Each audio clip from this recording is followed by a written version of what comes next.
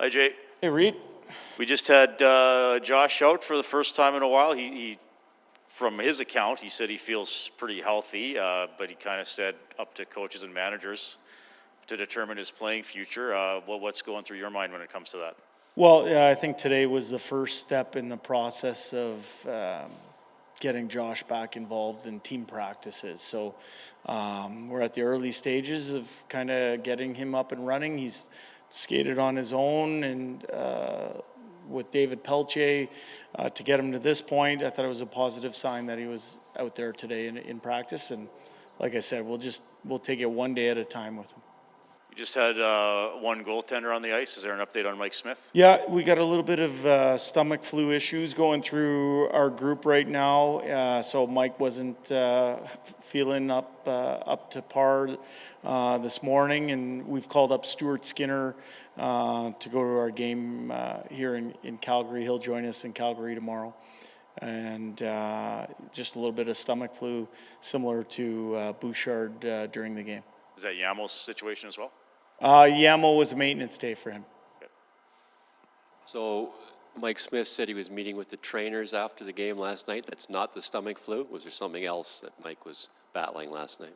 I think he had some maintenance, but he's had a little bit of stomach flu issues as well. So we just thought this morning that it was, in the best interest of trying to keep that at bay. So we kept him off the ice, and like I said, we called Skinner up. And Bouchard, he's not available for tomorrow? No, Bouchard's in a different scenario. He felt a little bit better today. We'll see how he is. We have a later flight to Calgary, so we'll see how he is come flight time, and then we'll have a better idea and understanding if he'll be able to play for us tomorrow night. A couple more. Skinner staying for a while, or is he just up for the game tomorrow? Well, right now the situation is that we're in need because of Smith's dealing with this flu. So Skinner's coming up to make sure that we have two goaltenders for tomorrow night's game. If Mike is healthy, though, would you keep three goaltenders? Well, I don't look at that situation per se. I'm trying to keep the picture small here and just worry one day at a time. Where we're at right now is that we need two goaltenders to dress for tomorrow night's game, and Skinner will be up for that. Thank you. Just on the goaltending and the duo, are you of the mind that you need to have two guys up and running as often as possible, because too much workload for either of the guys you have maybe isn't ideal? So, how critical is it that two guys stay engaged if no one can be that, 4 out of every 5 guy?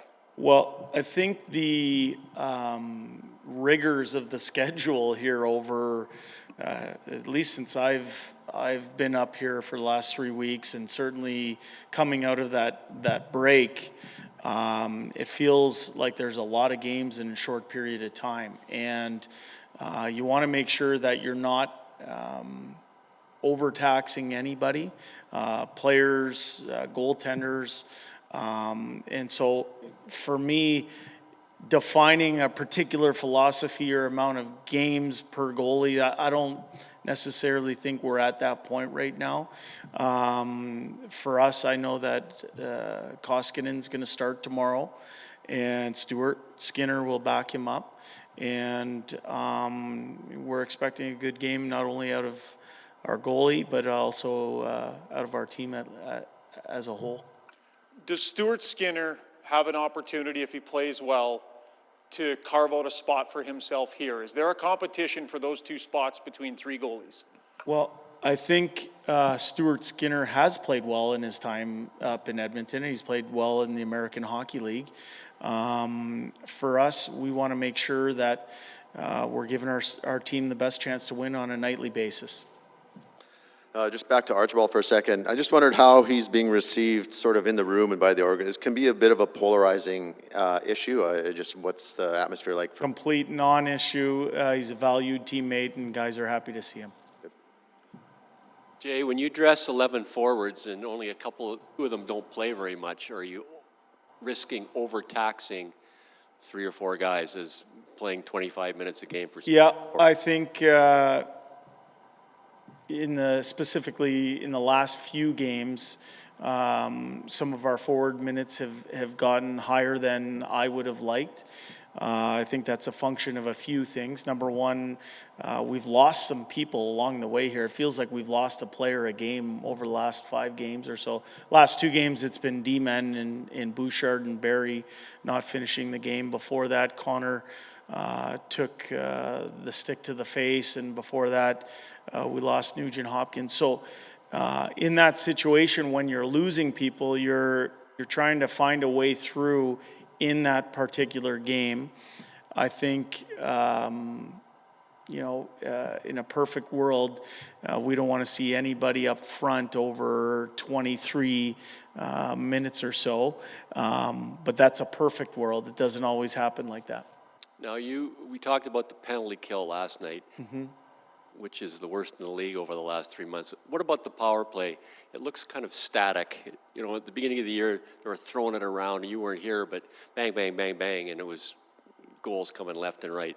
Do you see some hesitation? Do you see some, or is it the other team taking the things away that you're so good at?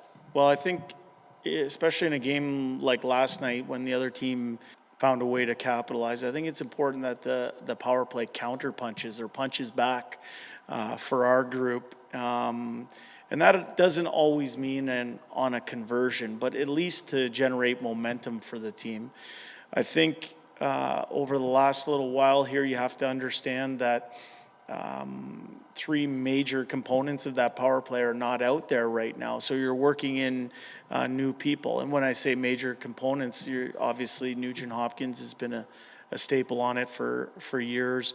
Puljujarvi has found a way to get in the mix with that first unit, and Barry certainly has had good moments there as well. So finding a way as you're introducing some new pieces is important. Like I said, I think it's not always about the conversion rate, although we'd like it to be higher than it has been recently. Certainly generating momentum for the team is key. Just watching the practice you ran today, you know, there was some teaching and some working with the guys and stopping drills and looking at certain things. Do you think that the devil is kind of in the details right now with a little bit of what's happened here, and how attentive do you sense the group is to understanding that? Yeah, I do. I think it's important to be honest with where the team's game is at. I think right off the bat, when Dave and I came up, we had a clear emphasis on our work back to our own zone, our track, our responsibilities. And over time here, we've had a few more practices to introduce some new areas that we think that sometimes need a little bit of a tightening up. And obviously you saw us working on our penalty kill today. That's an area of emphasis going forward. I also thought last night and over the last few games that our breakout execution wasn't where we wanted it to be. And if we think that if we can clean some things up on our exits, you spend less time in zone. Now, if you go back and look at the 5-on-5 goals over the last few games, we think certainly there's some areas to clean up, but of import and emphasis for us going forward here is to tighten up that penalty kill. Good, thanks guys.